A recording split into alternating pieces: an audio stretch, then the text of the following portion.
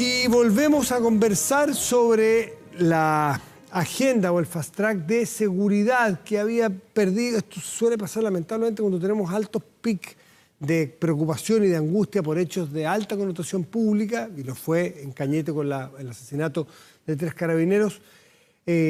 Al principio se había hablado de 20 y tantas o 30 medidas de fast track, muchas de fast track legislativos, muchos se aprobaron.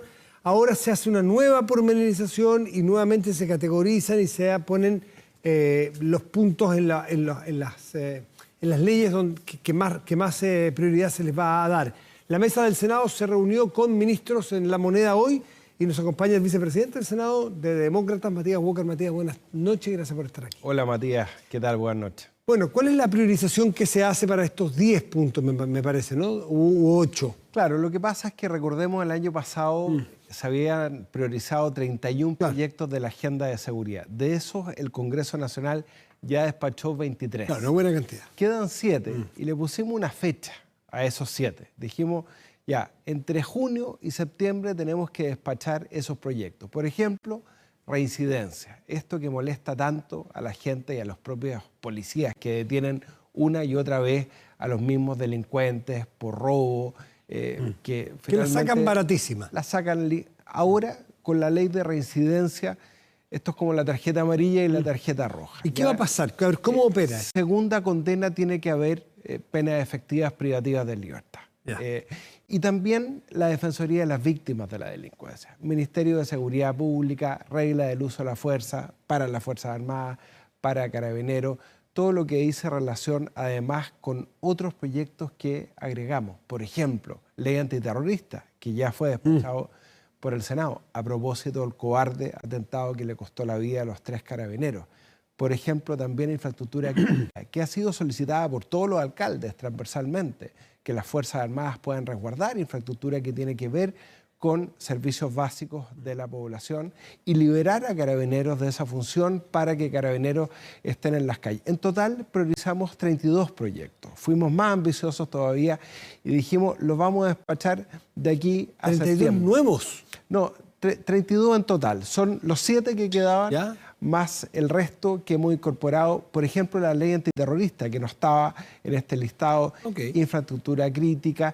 Hemos agregado, por ejemplo, con la senadora Rincón y el senador Luciano Cruzcoque, medidas de segregación para que el crimen organizado no siga cometiendo delitos desde las cárceles. No solamente prohibirles ocupar los teléfonos, aparatos telefónicos, sino que aislarlos en las cárceles, porque hoy día el crimen organizado está cometiendo delitos desde las cárceles. Y queremos seguir el modelo italiano que fue a ver el fiscal nacional, que permite segregar al crimen organizado, aislarlo. Pero con la infraestructura, senador, que tenemos hoy día, ¿se puede hacer? Bueno, por eso hay que hablar más que de construcción de nuevas cárceles, que se puede demorar 8 años, a pesar de que habíamos aprobado un fast track en materia de infraestructura, de ampliación de los recintos penitenciarios para que existan estas medidas de aislamiento, que es la única manera de impedir que el crimen organizado cometa extorsiones, secuestros, estafas telefónicas y todos los delitos que hoy día se cometen desde las cárceles. A ver, tomemos algunos de estos que son los más relevantes. El Ministerio de Seguridad, que suena hace tanto tiempo, se habla, pero si uno empieza a leer, se da cuenta que, o más bien se hace la pregunta, ¿cuál es la efectividad? Porque hoy día tenemos, mira, ahí tenemos los 2 ministros. Sí. Tenemos la ministra Toá, ministra política, pero con la seguridad quizás como tarea principal. Tenemos al ministro Elizalde, SECPRES, que es la relación con el Congreso, la coordinación política. Si a la ministra Toá se le saca seguridad para hacer un ministerio de seguridad, va a tomar el trabajo que hace SECPRES.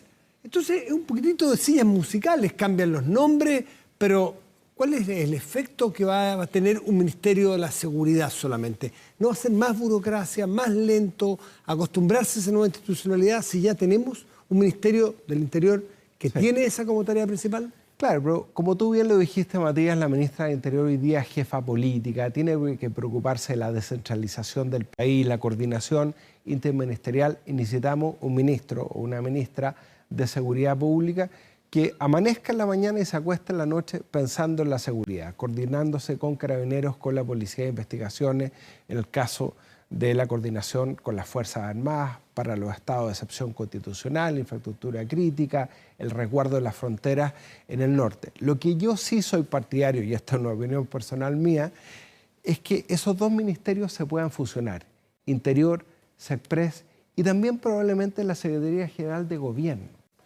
Yo creo que esos son tres ministerios esencialmente políticos que podrían fusionarse en uno solo, pero que necesitamos un ministro o una ministra enfocado 100% en la seguridad, yo creo que es fundamental. Yo además soy partidario de que no exista un Ceremi de seguridad, esta es una opinión personal. Yo creo que con el delegado presidencial de cada región basta, porque ¿a quién le responde hoy día el general de zona de Carabineros, por ejemplo, en la región de Coquimbo? Al delegado presidencial, lo mismo que el prefecto de investigaciones.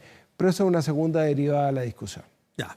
¿Y eso qué factibilidad tiene que el Ministerio de Seguridad, que me imagino que es una aspiración ciudadana amplia y profunda, que salga en el corto plazo, de aquí a septiembre? Sí, ya está en la Comisión de Seguridad que preside el senador Iván Flores, está esta discusión si vamos a tener un Ceremi de seguridad o no en cada región. Yo espero que se zanje la próxima semana, pero el objetivo que nos fijamos hoy día es sacar este proyecto en junio, igual que la ley de reincidencia, igual que el proyecto que crea el nuevo servicio de acceso a la justicia y la Defensoría Nacional de las Víctimas. Siempre la gente nos decía en la Junta de Vecinos, ¿por qué el delincuente tiene un defensor? Que es el defensor penal público y las víctimas no podemos tener un defensor. Bueno, ahora vamos a tener una Defensoría de las Víctimas.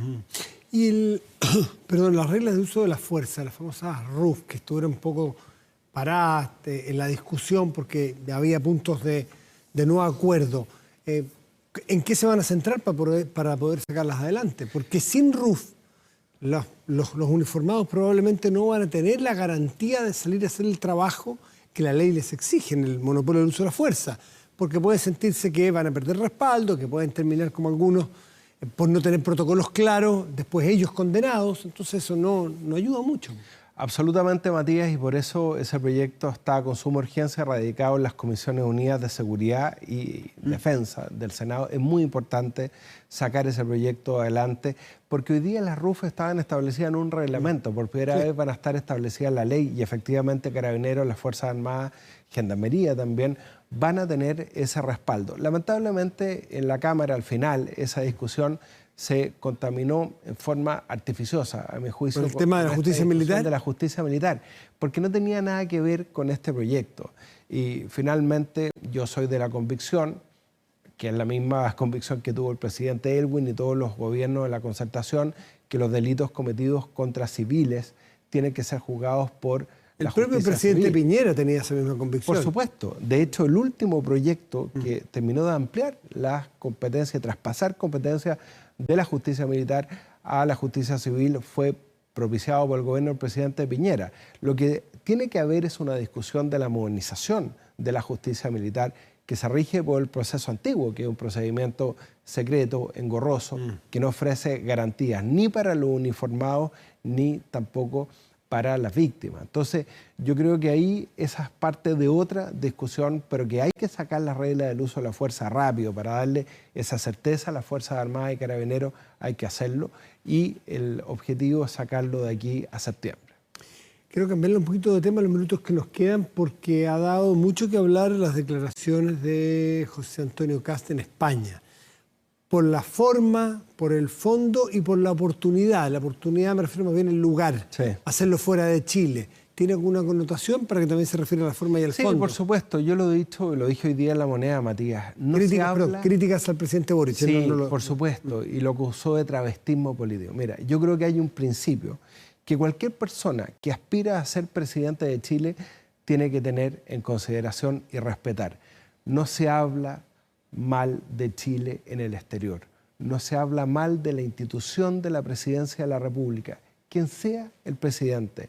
Y yo creo que José Antonio Kast demostró que no reúne las condiciones para ser presidente de Chile. No tiene esa altura de estadista que se requiere. Porque hablar mal de Chile, el presidente de la República, con esta descalificación, en un encuentro de partidos de ultraderecha en España, no le hace bien al país en momentos en que tenemos que recuperar la seguridad, volver a crecer. Por eso concordamos también una agenda legislativa en materia de reactivación de la economía. Y además, Gloria Hood lo dijo, yo concuerdo con esa reflexión. ¿Es bueno o malo que los presidentes cambien? Yo creo que es bueno cuando se trata del beneficio del país. Efectivamente, el presidente Boric y el Frente Amplio y el Partido Comunista votaron en contra en la Cámara de varios de estos proyectos de la agenda de seguridad. Yo digo, bueno que ahora que tienen la responsabilidad de gobernar, cambien de opinión y entiendan que hoy día la ciudadanía de Chile exige seguridad, reactivar la economía, que podamos llegar a un acuerdo en pensiones, que podamos llegar a un acuerdo en salud, como lo hicimos en la ley corta de ISAPRE. Entonces, yo no solamente critico la forma de lo que dijo José Antonio Kast Matías, sino que también critico el fondo, porque yo creo que es bueno que los presidentes escuchen a la ciudadanía, cambien de opinión y en definitiva puedan entender que hoy día las prioridades ciudadanas son otras de las que ellos se imaginaron cuando asumieron el gobierno. ¿Y cómo ha sido la reacción de la oposición a su juicio? Porque yo he visto bastantes matices respecto a lo que dice Kast. Pero yo vi en general condena a lo que dijo Kast por parte de Javier Macaya, de Gloria Hood, y eso me parece muy bien, porque lo que estamos defendiendo, insisto, es la institución de la Presidencia de la República, el buen nombre de Chile en el extranjero.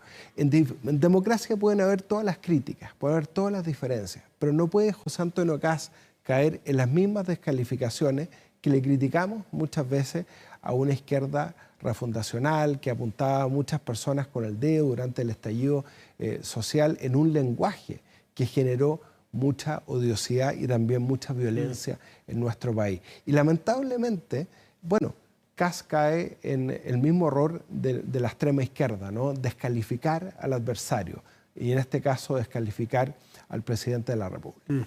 Por último, esto sí, vamos a conversar este tema más en profundidad con el siguiente invitado y tiene que ver con el CAE. Estamos a menos de una semana de la cuenta pública, probablemente va a ser uno de los anuncios del presidente. ¿Cómo ve usted esta propuesta? Bueno, una propuesta que ha sorprendido a la propia coalición de gobierno. Paulina Bodanovich, presidenta del Partido Socialista, dijo que esta era una medida populista. ¿Comparten ustedes? Electoralista. Yo creo que sí, porque finalmente anunciar ahora, ante la cuenta pública, que se va a presentar este proyecto en septiembre, cuando hay otras prioridades en el país en materia de salud, los mismos carabineros que están pidiendo un bono trimestral, que fue parte de lo que también hoy día le propusimos a la ministra. ¿Por qué no incorporar esos bonos de desempeño dentro de un proyecto de fortalecimiento de la carrera de carabineros que se presentó durante el gobierno del presidente Piñera? Y perfectamente podemos... Bueno, esas son las prioridades hoy día. José Ramos, que es un economista más bien de centro izquierda, decía que es una medida que favorece al 25% más rico.